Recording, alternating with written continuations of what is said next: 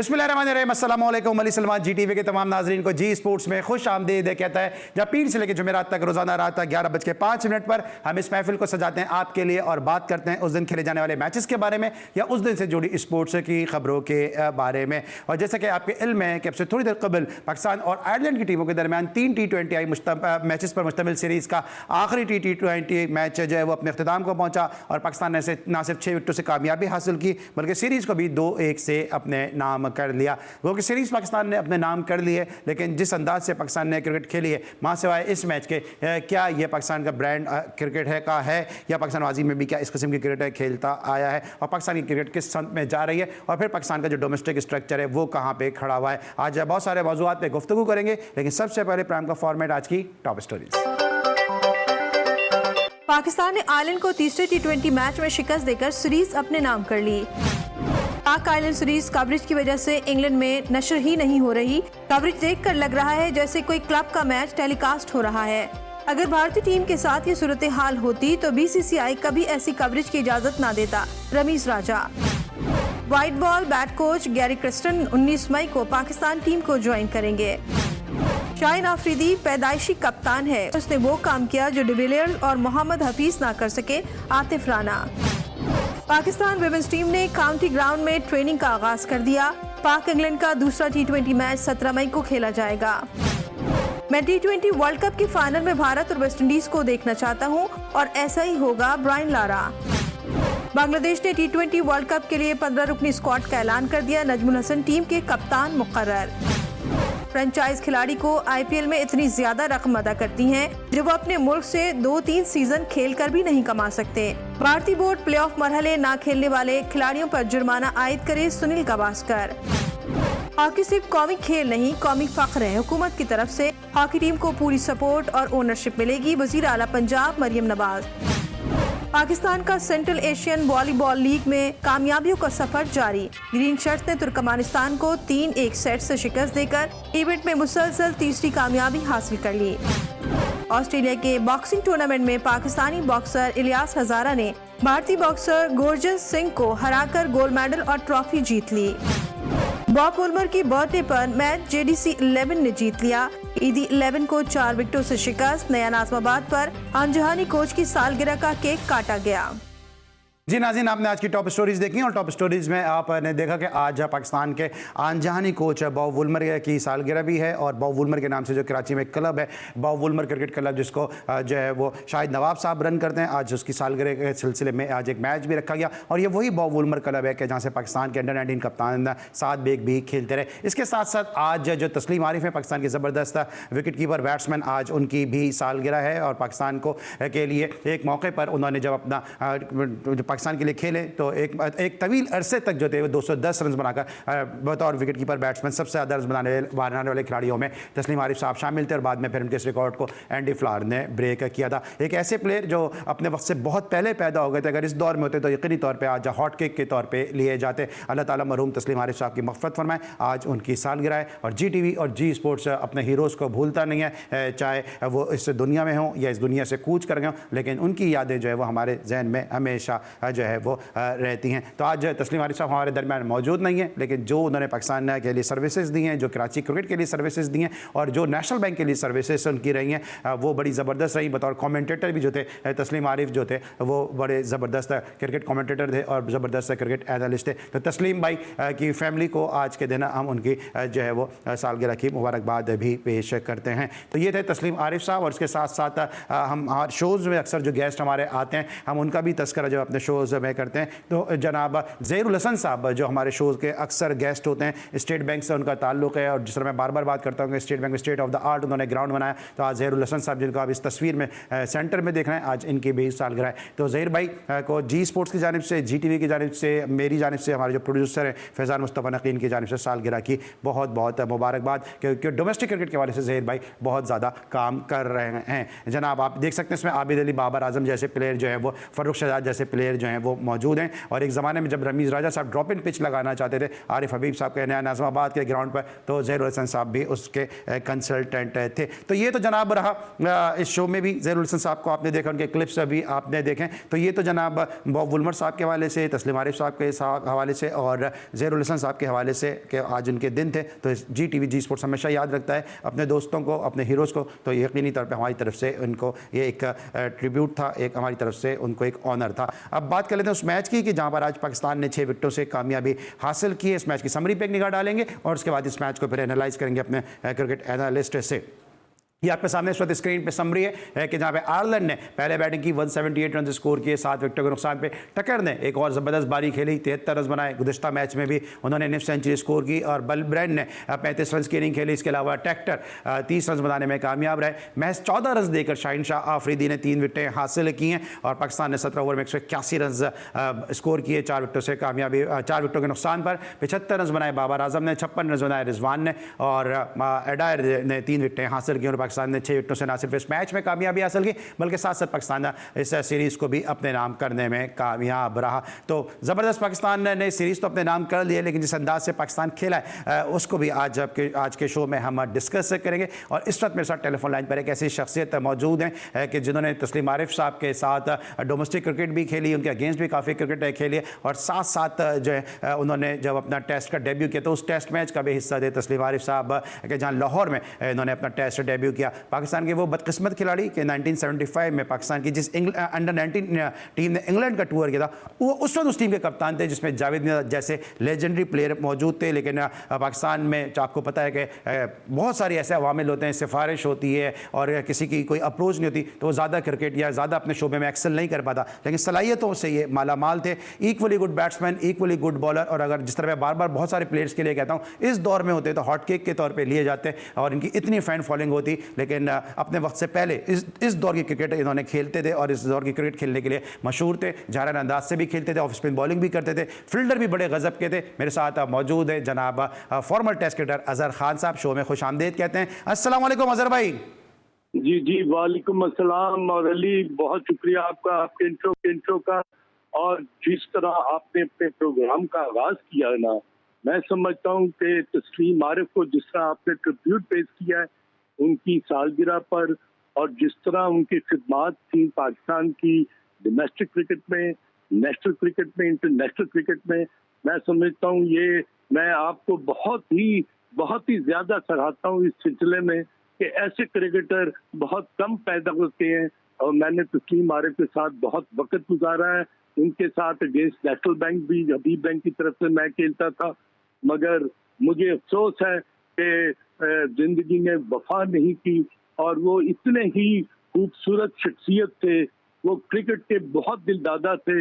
हमेशा उन्होंने क्रिकेट को ना मुकद्दम रखा, सबसे आगे रखा। और मैं समझता हूँ आज उनकी सालगिरह में मैं I am going back to those memories, जबकि उनके प्यार मोहब्बत और उनके वो जो ह्यूमरस कमेंट्स होते थे ड्यूरिंग दी मैचेस मैं कभी नहीं भूला। और जिस तरह आपने अभी जिक्र किया है कमेंटेटर्स का, तो मैं समझता हूँ तस्लीम आरिफ भी एक बहुत ही उम्दा और बहुत ही बेहतरीन किस्म की शख्सियत और कमेंटेटर थे। और अली मैं आपको बहुत ज्यादा सराहता हूँ कि आप ऐसे कैरेक्टर्स को याद कर रहे हैं जिनका अभी जिक्र हमारी क्रिकेट के एनल्स में नहीं रहता।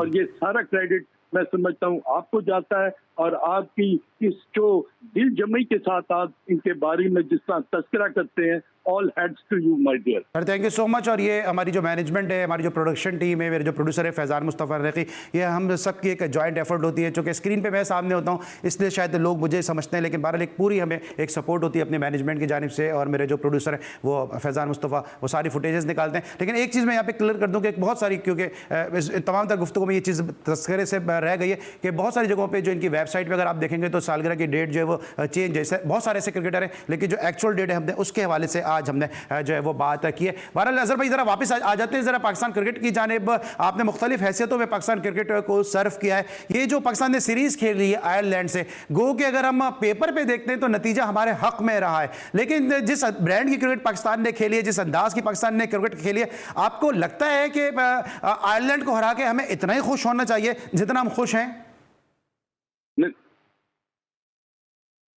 जी अजहर भाई। जी अली, मेरा ख्याल है कि आपने बहुत ही समुंदर को चूजे में बंद कर दिया।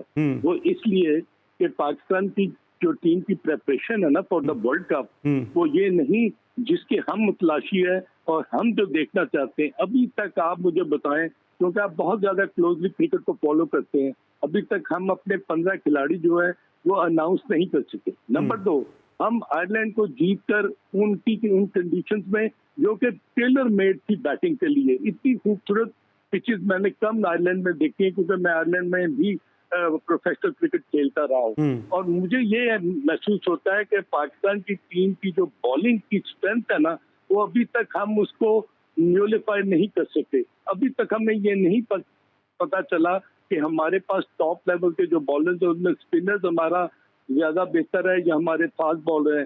शहनशाह अफरीदी के अलावा हमारे पास जब भी हम बॉलिंग करते हैं तो हम स्ट्रगल करते हैं। उसके बाद आप देखें कि अगर न्यूजीलैंड की जो टीम आई थी उनके 11 खिलाड़ी मौजूद नहीं थे और वो पाकिस्तान में सीरीज बराबर करके चले गए। तो जब हम पहला मैच हारे तो बहुत ह्यू एंड क्राई हुआ।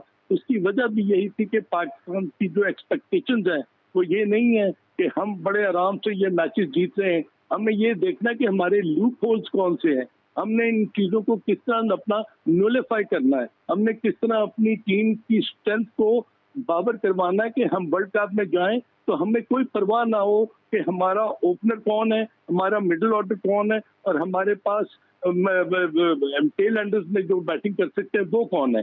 हमारे पास अभी तक शहनशाह अफरीदी के अलावा किसी बॉलिंग ने हमें इम्प्रेस नहीं किया और हमने एक मैच में 192 लीग कर दिए, एक में 182 कर दिए और एक में 180 कर दिए।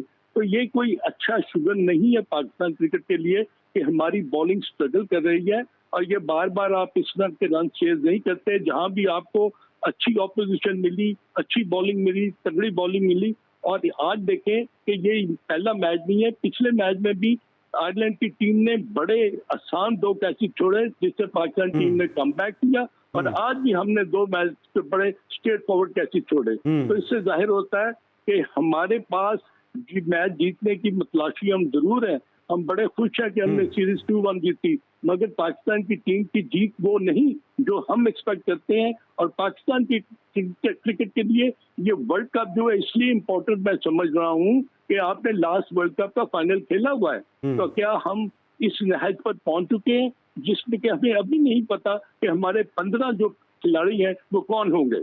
ठीक है सर, आपने स्ट्रेंथ की बात की है, तो स्ट्रेंथ पाकिस्तान की है क्या? क्योंकि एक ज़माने में कहा जाता था कि स्पिनर्स पाकिस्तान की स्ट्रेंथ हैं। आज स्पिनर के हवाले से कहत पड़ा हुआ है। पूरे पाकिस्तान में फॉर्मेट बदल बदल के देख लिए, अपने सिस्टम बदल बदल के देख लिया, स्ट्रक्चर बदल बदल के देख लिया, आज तक हम जो है वो कोई ढंग का ऑफ स्पिनर सईद अजमल के बाद से तलाश नहीं कर सकें।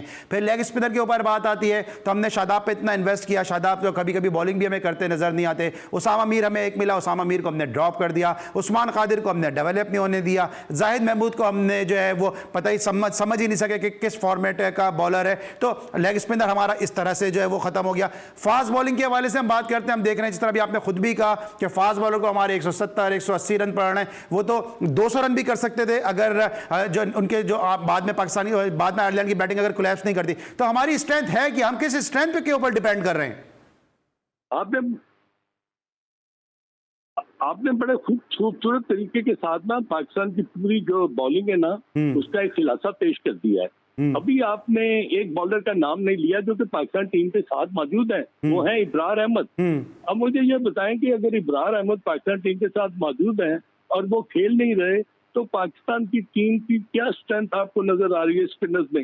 एक मैच के बाद आपने शादाब खान को निकाल दिया, उसके बाद आपने कोई ऑफ स्पिन जो है इफ्तिखार अहमद जो आपका मेन मतलब है कि बॉलिंग कर सकता है उसको आपने बॉलिंग नहीं कराई और इब्रार अहमद को तो आपने मैच को खिलाया ही नहीं। तो क्या आप वो इंग्लैंड में जाके वो 4 मैचेस में मैच सर वर्ल्ड कप में इब्रार के साथ यही किया था, अगर आपको याद हो वर्ल्ड कप में भी वो बेंच पे बैठा रहा था। जी बिल्कुल आपने सही कहा और इसलिए मैं इब्रार अहमद की बात कर रहा हूँ कि जब आप मिस्ट्री स्पिनर का नाम लेते हैं तो अगर आप उसको आयरलैंड के खिलाफ नहीं खिला सकते तो क्या आप इंग्लैंड के खिलाफ उसको खिलाने का रिस्क लेंगे? तो अगर उसको नहीं खिलाना तो क्या वो पहले 15 में आने का लायक होगा? ये मुझे चीज समझ नहीं आती कि अगर एक बॉलर के पास एक हिडन टैलेंट है, वो लेग ब्रेक भी कर सकता है, कैरम बॉल भी कर सकता है, वो फास्टर वन भी कर सकता है, तो अगर वो नहीं खेलेगा तो अपनी टैलेंट को कहाँ पर एक्सपोज करेगा? उसके लिए तो फिर कोई प्लेटफॉर्म नहीं है। तो स्ट्रेट अवे आप उसको वर्ल्ड कप के लिए लेके जाएंगे कि जी उसको छुपा के रखा है, अब वो जब खेलेगा तो तब पता चलेगा। न्यूजीलैंड के खिलाफ उसको आपने पहले 2 मैचेस खिलाए, वो एक्सपोज हो गया, उसको मार पड़ी, उसके बाद उसको ड्रॉप कर दिया। ये इस तरह टीमें नहीं बनती। ना आपके स्पिनर्स का पता है, ना आपको अभी अपनी फास्ट बॉलिंग का पता है। अपार्ट फ्रॉम शहनशाह अफरीदी, आज हसन अली को आपने खिलाया तो उसने 3 ओवर में देखें कितने रन लीड कर दिए, ऑलमोस्ट 40+ रन उसने दे दिए। इससे क्या जाहिर होता है कि हम अभी भी मैच जीतना जो है वो अपनी जगह पर, मगर अपने जो लूप होल्स हैं अगर उस पर आप काम नहीं करेंगे, अगर आपको नहीं पता चलेगा कि जैसा आपने कहा कि स्ट्रेंथ कौन सी है, is it fast bowling, is it spinners, और इसमें आपको अगर आजम खान को देखेंगे तो आज फिर उसका एक कैच ड्रॉप हुआ 300 रन पर।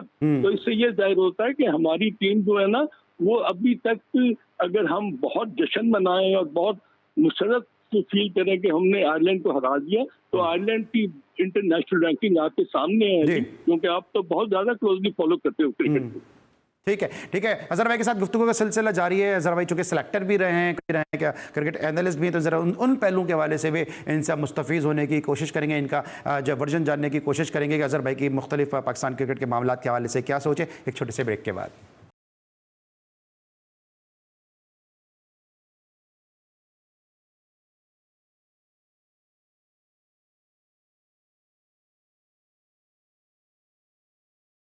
Welcome back after the break. और ब्रेक पर जाने से पहले हमारे साथ मौजूद थे former test cricketer Azhar Khan साहब, जिन्होंने सिलेक्शन कमेटी में भी पाकिस्तान को सर्व किया और इनकी जो आई है उसने पाकिस्तान को कई टेस्ट क्रिकेटर दिए। अजहर खान साहब हमारे साथ बजरिया टेलीफोन कॉल दोबारा जुड़ चुके हैं। अजहर भाई अब ये बताइएगा कि हम पाकिस्तान की जो इंटरनेशनल क्रिकेट है इसके हवाले से हम बात करते हैं, लेकिन जो पाकिस्तान की जो डोमेस्टिक क्रिकेट है उसका आज तक जो है वो मामला सेट हो ही नहीं सका। स्ट्रक्चर हम बार बार तब्दील कर रहे होते हैं, कभी डिपार्टमेंट को खिला रहे होते हैं हम रीजन के साथ, कभी रीजनल क्रिकेट पे हम चले जाते हैं, कभी हम जो है वो सिटी वाइज क्रिकेट के ऊपर चले जाते हैं, कभी अलग ट्रॉफीज इनकी हो रही होती हैं। तो ये पाकिस्तान की डोमेस्टिक क्रिकेट है, क्योंकि आप डोमेस्टिक क्रिकेट से भी जुड़े हुए हैं, हबीब बैंक को भी आपने लीड किया है, तो ये जो तमाम तर मसाइल हैं इसकी जड़ तो पाकिस्तान की डोमेस्टिक क्रिकेट है जो हम सही से ऑर्गेनाइज ही नहीं कर पा रहे हैं।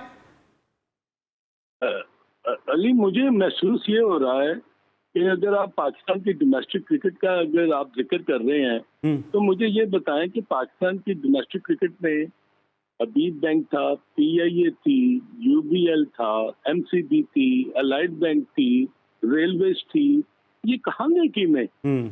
ये तो खत्म हो गई, इनका तो नामो निशान नहीं।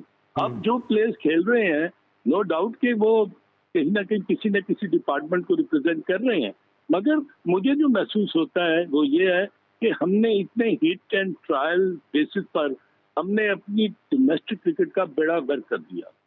हम जो थे वो प्रोडक्ट थे कॉलेज की क्रिकेट के, स्कूल की क्रिकेट के, यूनिवर्सिटी की क्रिकेट के और डिपार्टमेंट की क्रिकेट के। ये वो हमारा जो ओढ़ना बिछोड़ना था ना, वो हमारी डिपार्टमेंट क्रिकेट थी। और इतनी जबरदस्त खिलाड़ी वहां से प्लेयर कुंदन बन के निकलते थे कि आप यकीन करें कि पाकिस्तान टीम में खेलना आसान था, मगर डिपार्टमेंट की तरफ से खेलना जो था वो बड़ा मुश्किल है। अच्छा अजहर भाई, इस वक्त हमें ज्वाइन किया है पाकिस्तान के former test fast bowler Abdul Rauf साहब ने भी, उनको भी शो में खुशामदीद कहते हैं। अस्सलाम वालेकुम अब्दुल रऊफ। जी वालेकुम सलाम। जरा रऊफ की आवाज प्लीज जरा स्टूडियो में थोड़ी सी लाउड कर दीजिएगा। अभी अजहर खान साहब भी हमारे साथ मौजूद हैं, पाकिस्तान के फॉर्मर टेस्ट क्रिकेटर। अभी हम बात करते हैं, पाकिस्तान ने सीरीज जरूर अपने नाम कर ली है, लेकिन जिस तरह से क्रिकेट खेली है, मैं आपके व्लॉग्स भी देख रहा था, आपका यूट्यूब चैनल भी मैं फॉलो कर रहा था, तो आप भी खुश नहीं है उससे। अजहर भाई भी कह रहे हैं कि सीरीज जीत जरूर गए, ऑन पेपर हम जीत गए, लेकिन बहरहाल जो क्रिकेट हमने खेली है वो ऐसी नहीं खेली कि आयरलैंड जैसी टीम के सामने इस तरह में खेलना चाहिए था। आपके क्या ख्याल हैं? जी बिल्कुल ठीक कह रहे हैं, आप भी ठीक कह रहे हैं, और अजहर भाई ने भी जो मेंशन किया बिल्कुल दुरुस्त किया, क्योंकि देखें कि ये ट्रेडमार्क नहीं है पाकिस्तान टीम का, क्योंकि आयरलैंड तो एक बहुत ही वीक टीम है और जो इंटरनेशनल अरीना उसमें बिल्कुल न्यू कमर है। तो पाकिस्तान तो एक एस्टेब्लिश्ड टेस्ट क्रिकेट की टीम और लंबे अरसे से पाकिस्तान क्रिकेट खेल रहा है, तो उसको तो मेरा ख्याल है कि रियली इसको वाइट वॉश करना चाहिए था। 3 मैचों की सीरीज में 3-0 से जीतना चाहिए था। अब प्रॉब्लम ये हो रहा है सीरीज में कि पाकिस्तान अपनी जो बॉलिंग आप जैसा कि जानते हैं कि बॉलिंग हमेशा से पाकिस्तान का बहुत ही ज़्यादा स्ट्रॉन्ग लिंक रहा है, और इस पूरी सीरीज में आपने देखा होगा कि पाकिस्तान के जो कैप्टन थे वो अपनी बॉलिंग को बचाने की कोशिश करते रहे हैं। वो चीज पर गए और उन्होंने बॉलिंग पहले ली है, तो जब आप स्ट्रॉन्ग टीमों के खिलाफ खेलेंगे तो फिर आपको बहुत ज़्यादा मुश्किल होगा, क्योंकि जो आयरलैंड की जो बॉलिंग लाइन थी वो बहुत ज़्यादा कमज़ोर थी। इस वजह से जब वो 185 या 193 रन उन्होंने किए हैं तो वो पाकिस्तान ने क्वाइट इजीली चेज कर दिए उनके मीडियम पेसर्स के खिलाफ, जब उनके पास स्पिनर्स भी नहीं थे। मगर यही रन अगर आप स्ट्रॉन्ग अपोनेंट्स के खिलाफ करवाएंगे जिनकी बॉलिंग अटैक बहुत ज़्यादा स्ट्रॉन्ग होगा, तो फिर आपके लिए चेज करना इतना आसान नहीं होगा जितना आप आसानी से आयरलैंड के खिलाफ चेज करते रहे हैं। तो ये जाकर आगे पाकिस्तान को इंग्लैंड के खिलाफ भी हर्डल्स फेस करनी पड़ेंगी और वर्ल्ड कप में भी मेरा ख्याल है कि इसी मुश्किलात का सामना करना पड़ सकता है। ठीक है। अच्छा अब्दुल्ला भाई भी, अजहर भाई भी बात करते हैं कि जो पाकिस्तान की स्ट्रेंथ है, कहा जाता है फास्ट बॉलिंग को कहा जाता है, क्योंकि आप खुद एक ऐसे एरा में क्रिकेट खेले हैं पाकिस्तान के पास 90s में या 2000 अर्ली 2000 में पाकिस्तान के पास एक से बढ़कर एक फास्ट बॉलर था। अब हम अनफिट हारिस रऊफ पे तकिया करके बैठे हुए हैं, हम हसन अली को खिला रहे हैं, और जो आज हसन अली के साथ आयरिश बैट्समैनों ने किया है वो सब ने देखा है। तो क्या स्पिन बॉलिंग के साथ साथ ऑफ स्पिन के साथ लेग स्पिन के साथ अब क्या हमारी फास्ट बॉलिंग भी जो है वो, अगर मैं आम जबान में बोलूँ आजकल जो पाकिस्तान में चल रहा है, कि बढ़ती हुई नजर आ रही है? देखिए मेरा ख्याल है कि काफ़ी अफसोसनाक चीज़ ये है कि एक तो ये चीज़ है कि आपके पास बॉलर ना आ रहे हो, मगर पाकिस्तान के पास एक लॉट आ रही है बॉलर्स की। आपके पास काफ़ी ज़्यादा बॉलर्स आए हैं पिछले काफ़ी अरसे में, मगर वो सब के सब इन्होंने ज़ाया कर दिए अपनी नाअहली की वजह से। इनका जो कोचिंग स्टाफ है दुनिया में सबसे बदतरीन है, और जो कोचिंग एजुकेशन प्रोग्राम है दुनिया में worst coaching education program Pakistan cricket board का है, जिसमें सारे सिफारशी सब मैट्रिक फेल, सब इनके दोस्त यार oblige किए हैं। इन्होंने जो पढ़े लिखे लोग थे उनको इन्होंने जानबूझकर सिस्टम से बाहर किया, और ये एक पूरी एक मोनोपोली थी इन लोगों की, जिसमें इन्होंने इस चीज़ को मद्देनजर रखा, पाकिस्तान के मफाद को इन्होंने पसे-पुस डाला और अपने मफादात को सामने रखा, और जितने अच्छे वेल एजुकेटेड और सेंसेबल लोग थे उनको सिस्टम से इन्होंने आउट कर दिया। उसका नज़ला गिरा पाकिस्तान की टीम के ऊपर कि आपके पास बॉलर्स तो आते हैं मगर वो उनकी डेवलपमेंट नहीं हो रही। अब देखें, किसी को कोई इंजरी हो जाती है, किसी को कोई इंजरी हो जाती है। आपका खुरम शहजाद की मैं मिसाल देता हूँ, जो ऑस्ट्रेलिया में टेस्ट मैच खेले हैं। मैंने 5-6 साल पहले लॉर्ड कलंदर से इनको ट्रायल लिए थे, और उस वक्त भी मैंने देखा तो ये साइड से बॉलिंग कर रहे थे, तो मैंने उनको बताया कि आपको ये इंजरी हो सकती है, आप अंदर आए। बदकिस्मती ये है कि 5-6 साल वो पाकिस्तान क्रिकेट बोर्ड के ये कोचिंग पैनल के अंडर रहे हैं, फर्स्ट क्लास क्रिकेट खेलते रहे, सारी डोमेस्टिक क्रिकेट खेलते रहे हैं। 6 साल के बाद जब उनको दोबारा देखा मैंने टीवी पे, ऑस्ट्रेलिया में टेस्ट मैच खेल रहे थे, वो उनका वही प्रॉब्लम था जो 6 साल पहले जब उन्होंने बिगिनिंग की थी। और इसी तरह फिर जो इनका मेडिकल पैनल है वो कम्प्लीटली वो इलिटरेट, और वो मेरा ख्याल है कि नाकस तरीन आप उसको पैनल कह सकते हैं, जो जिनमें प्रोफेशनलिज्म नाम की चीज नहीं है। वो क्या करते हैं, आपका एक फास्ट बॉलर इंजर्ड होता है उसको प्रीमेच्योर वापस ले आते हैं। अब होता है क्या है कि जब फास्ट बॉलर इंजर्ड होता है, जिस तरह शाहीन अफरीदी की मैं मिसाल देता हूँ कि उसका जो राइट नी का लेगामेंट था वो इंजर्ड हो गया, तो अब अगर मेडिकल पैनल में कुछ सेंसेबल लोग होते कोचिंग स्टाफ में, तो उनको प्रॉपर रेस्ट करने देते और हील हो जाते। अब होता क्या कि जब फास्ट बॉलर प्रीमेच्योर वापस आता है, इंजरी कैरी कर रहा होता है, तो फिर वो शिफ्ट करता है गियर, जो उसके इंजर्ड एरिया होता है उसको सेव करने के लिए अपने बाकी मसल्स पर वो स्ट्रेस डालता है, और इस वजह से उसकी सारी जो बॉडी की अलाइनमेंट है और जो बायोमैकेनिक्स है वो खराब हो जाती हैं, और उसके बाद उसकी पेस गिर जाती है, और वो ना इंटरनेशनल क्रिकेट के काबिल रहता है, ना वो अपना कैरियर प्रोलॉन्ग कर सकता है। तो ये प्रॉब्लम मेरा ख्याल है कि पाकिस्तान क्रिकेट में इनको आइडेंटिफाई करने पड़ेंगे और इनको जल्द अज जल्द सॉल्व करना पड़ेगा। अच्छा अजहर भाई, जिस तरह भी अब्दुल रऊफ भी बात कर रहे हैं, आप भी डोमेस्टिक की बात कर रहे हैं, आपको नहीं लग रहा कि चुन चुन के वो स्टेप लिए जा रहे हैं, चुन चुन के उन लोगों को जो है वो अपॉइंटमेंट की जा रही है कि जो पता नहीं दानिस्ता तौर पर या गैर दानिस्ता तौर पर पाकिस्तान क्रिकेट का बेड़ा गर्क और सत्यानाश ही करते नजर आ रहे हैं, क्योंकि बेहतरी तो पाकिस्तान क्रिकेट में नजर नहीं आ रही है, और फिर हम जैसे एंकर अब्दुल रऊफ जैसे लोग और वो लोग और आप जैसे लोग जो पाकिस्तान क्रिकेट की बेहतरी की बात करते हैं, उनको पाकिस्तान क्रिकेट बोर्ड बतौर विलन अपने सामने समझता है कि जी हम पे तनकीद कर रहे हैं, इसलिए दुनिया के सबसे बड़े शक्ति कपूर और दुनिया के सबसे बड़े मुस्तफा कुरैशी यही लोग हैं। नहीं अली, देखें बात पता क्या है, जब क्रिकेट जो है ना, इसमें बहुत सारी चीजें जो है ना वो आपकी जो माइंडसेट है ना उसमें शामिल हो जाती हैं।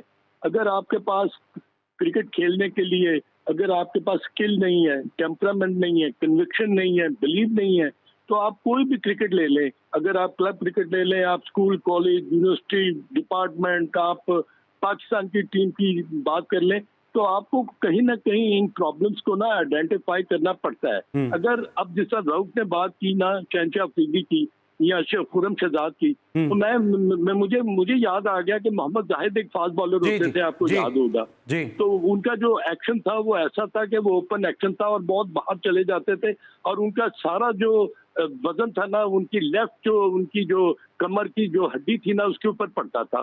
तो आप यकीन करें कि उन्होंने जब लंबे स्पेल किए तो वो जो उनका जो बैक का प्रॉब्लम था वो इतना एक्यूट हो गया कि वो श्रीलंका में थे तो he could not even walk. तो अब आप हम मोहम्मद जाहिद के बारे में, ब्रायन लारा ने ये कहा था कि इतना तेज बॉलर जो है और इतना अच्छा बॉलर मैंने कम खेला है। तो अगर ये कॉम्प्लीमेंट ब्रायन लारा से आ रहे थे तो हमने मोहम्मद जाहिद को भी जाया कर दिया। बिल्कुल तो ये तो बिल्कुल राउत ने सही बात की है कि बहुत सारे ऐसे बॉलर्स होंगे जो कि हमारी आंखों से ओझल हैं, मगर जिनके प्रॉब्लम जो है, अभी एहसानुल्लाह के बारे में जो जिक्र हो रहा है कि एहसानुल्लाह ने जी 158 और 160 के ऊपर अगर बॉल किया है तो वो क्या वजह थी कि वो दोबारा पाकिस्तान। अच्छा, मैं जरा इसमें मैं आता हूँ जरा अजहर भाई और अब्दुल रऊफ साहब जुड़े रहिएगा हमारे साथ। मैं भी जरा ब्रेक ले लूँ, ब्रेक से जब वापस तो इसको मजीद कंटिन्यू भी करते हैं और दीगर मुद्दों पे भी जो है वो आपका इनपुट हासिल करते हैं। मैं एक छोटे से ब्रेक के बाद।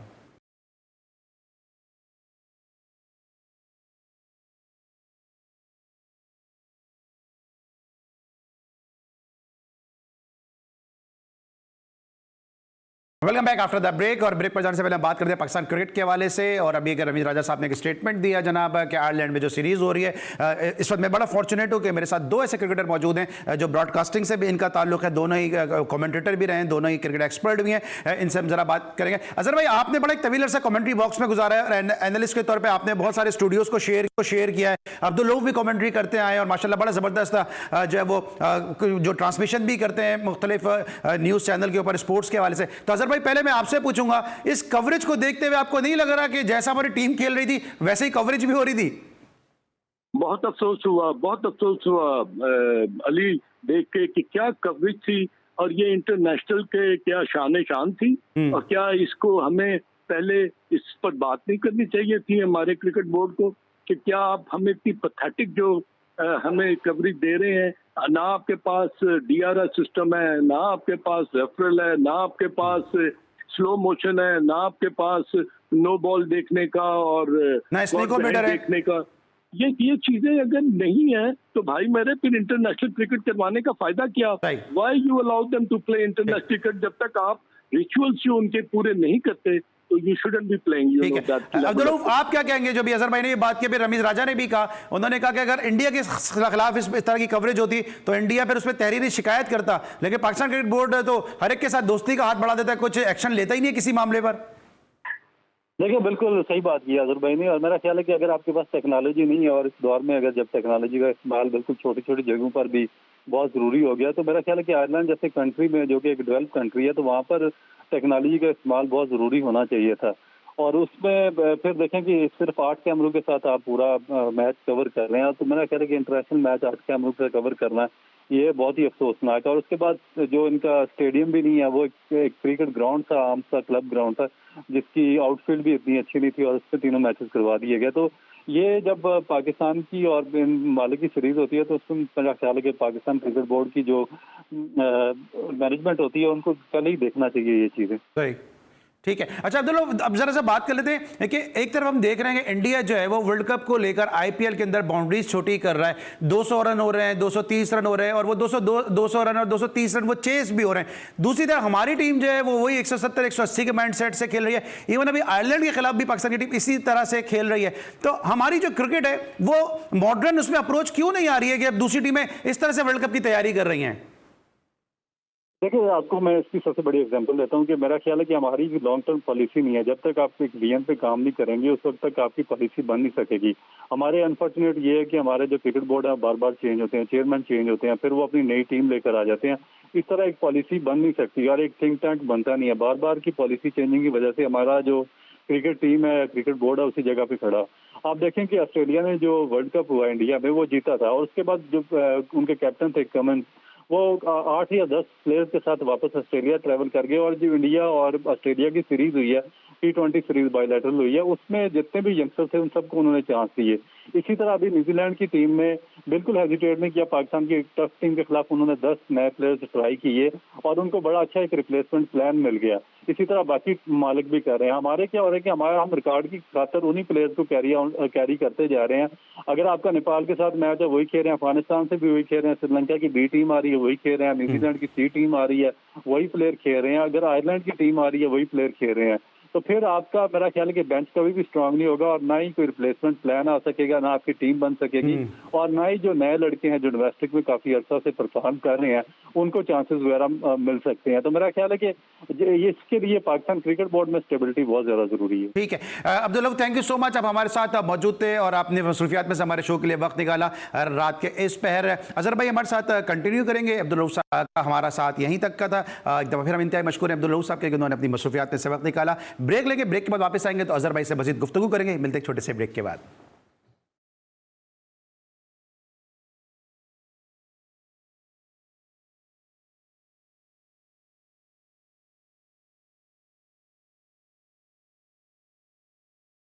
Welcome back after the break. और ब्रेक पर जाने से पहले हमारे साथ मौजूद थे अब्दुल रऊफ और अजहर खान साहब। इस वक्त अजहर खान साहब हमारे साथ मौजूद हैं बजरिए टेलीफोन कॉल। अजहर भाई हम बात करते हैं पाकिस्तान क्रिकेट के हवाले से और डोमेस्टिक क्रिकेट के हवाले से हम बात करते हैं। मुझे कहीं ना कहीं ऐसा लगता है कि दानिस्ता तौर पर पाकिस्तान क्रिकेट को खराब करने की कोशिश की जा रही है। ये दुनिया में कहां पर होता है कि आपने एक शख्स को अपने पूरे डोमेस्टिक स्ट्रक्चर का राइट दे दिया कि आप इस डोमेस्टिक स्ट्रक्चर को डिजाइन करो, उसने जो है वो उठा के जो है वो बता दिया कि जी इतने ओवर तक की जो वो पहली इनिंग होगी फर्स्ट क्लास क्रिकेट में और इतने ओवर दूसरी टीम की इनिंग होगी, यानी ओवर्स को फर्स्ट क्लास क्रिकेट में महदूद कर दिया। टीम डायरेक्टर बनाकर आप लेके गए उनको दौरे ऑस्ट्रेलिया में, जो दुनिया का सबसे मुश्किल टूर होता है, और कोचिंग कोर्स वो अप कर रहे हैं। और दूसरी जानिब देख रहे हैं हम इनजस्टिस इतना है कोचिंग कोर्स में कि एक शख्स जिसने 3 महीने पहले लेवल 1 किया है उसको आप 3 महीने के अंदर अंदर, क्योंकि आपका वो ब्लू आइड बॉय है, उसको आप लेवल 2 का कोर्स करा रहे हैं। इससे पहले उस शख्स ने कोई कोचिंग कोर्स नहीं किया था, उसको आपने सिंध की टीम का उठा के कोच बना दिया था, फील्डिंग कोच बना दिया था। ये सब कुछ जो हो रहा है ये कहां पाकिस्तानी क्रिकेट जा रही है? अली, मुझे जो महसूस हो रहा है ना वो ये हो रहा है कि हमने 45 इयर्स जो है ना वो अपनी डोमेस्टिक क्रिकेट को बहुत अच्छी तरह ऑर्गेनाइज किया था। और 72-73 की बात मैं कर रहा हूँ जब तक कादर साहब मरहूम ने बहुत उम्दा तरीके से ना ये कन्विंस किया था तमाम डिपार्टमेंट्स को कि वो अपनी क्रिकेट की टीम बनाए। और फिर आप देखें कि जब क्रिकेट की टीम बन गई तो जो कॉलेज और यूनिवर्सिटी के बाद माइग्रेट करते थे कॉलेज में यूनिवर्सिटी में, तो उसके बाद वो जब आते थे डिपार्टमेंट में तो डिपार्टमेंट में हमेशा चूज करते थे अपने बेस्ट पॉसिबल प्लेयर्स को। और उसमें आपको याद होगा कि हबीब बैंक ने जब टीम बनाई तो 4 खिलाड़ी उन्होंने लाहौर से चूज किए। उसमें आगा जाहिद थे, पीजे मीर था, मुदस्सिर नजर थे और मैं था। और कराची से जावेद मियांदाद, मोहसिन हसन खान, लियाकत अली, राशिद इसवार, ये वो खिलाड़ी थे। और आपके विकेट कीपर थे ज़हीर अहमद। बिल्कुल। और मैं आपको ये बताऊं कि इन लोगों की जो कंट्रीब्यूशन थी ना, जावेद मियांदाद थी, मोहसिन हसन खान थी, और जिस अब्दुल कादिर आए हैं और फिर उन्होंने आके माशाल्लाह अब्दुल रकीब की कप्तानी में वो खेले, जावेद मियांदाद उनकी कप्तानी में खेले। उन्होंने, मैं कहता हूँ कि पाकिस्तान की टीम में आना आसान था, हबीब बैंक के 11 में आना बहुत मुश्किल होता था। तो उससे जाहिर होता कि एक 45 साल का स्ट्रक्चर जो था वो बड़ा खूबसूरत तरीके से चल रहा था। एकदम आपने उसको खत्म कर दिया, आपने प्रोविंशियल टीमें ले आए, 6 टीमें हो गई, कोई पता नहीं कौन सा खिलाड़ी कहाँ पर खेल रहा है, किस एरिया से बिलोंग करता है, कौन से प्रोविंस को उसको करना है। फिर सबसे जो मुझे सबसे हैरानकुन बात लगी कि 3-4 साल के बाद फिर आपने वो जो सिस्टम था उसको चेंज करके फिर डिपार्टमेंट क्रिकेट में, ये इतना आसान नहीं होता। ये ऑर्गेनाइज करना या मैनेज करना या बनाना डिपार्टमेंटल क्रिकेट में इसको आसान नहीं होता।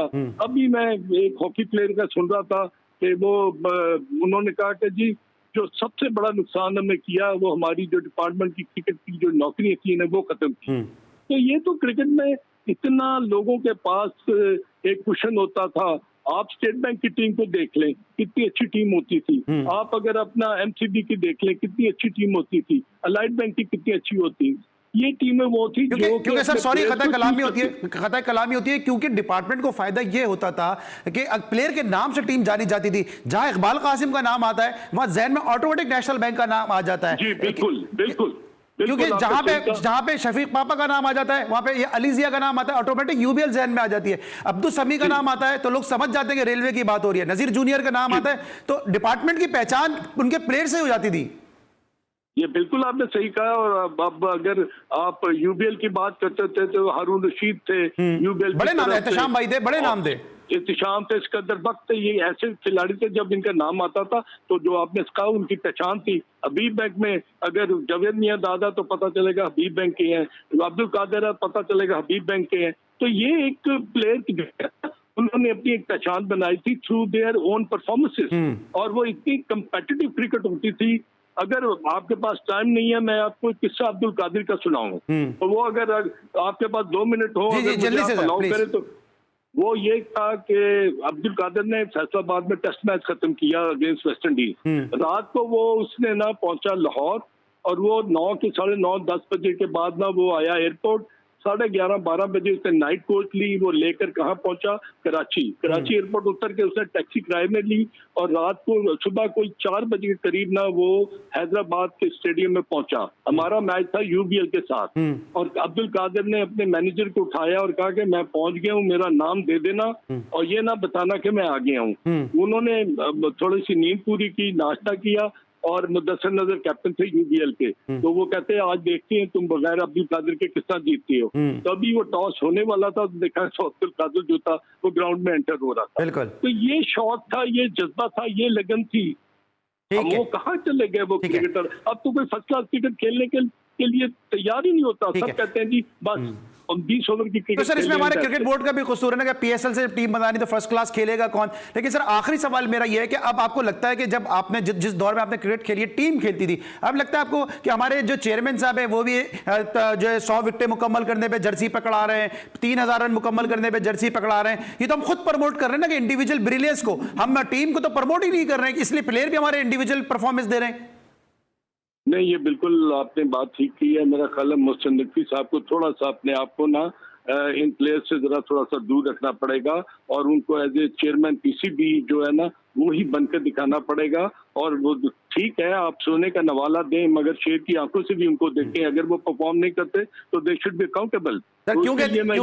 क्योंकि देना पड़ेगा सोने का निवाला, क्योंकि आप तो हैं वजीर दाखिला, तो आपको तो देखना पड़ेगा शेर की निगाह से। नहीं, वो आपने ठीक कहा, मगर मैं ये कहता हूँ कि ठीक है आप प्लेयर्स के साथ इतना अमेलगामेट ना करें कि वो कई दफा वो ना वो उससे अनड्यू इंपॉर्टेंस उसकी ले ले।